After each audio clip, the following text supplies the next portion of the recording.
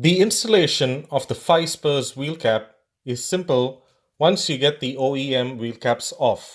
Some suggest using a sharp edge with masking tape to pry off the wheel cap. I wouldn't recommend this method because you risk damaging the wheel or wheel cap.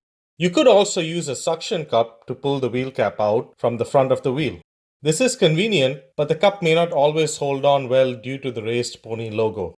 I recommend that you take the wheel off the car for the install. It is a little more effort, but it's the right way to do the install. This also gives you the opportunity to clean your wheels while they're off. You'll want your new wheel caps looking great on clean wheels in any case. Now, let's remove the wheel cap and replace it with a 5 SPURS wheel cap. All you need is a long enough tool to pop the wheel cap out from the back of the wheel. Here is the back of the wheel cap, and this is where you press with the tool. Again, this is the direction in which you push the wheel cap out. Make sure you catch the wheel cap as it pops out the front. There you go.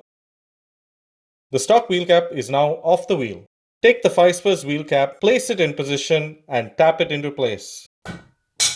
That's it. The 5 SPURS wheel cap is installed and looking good.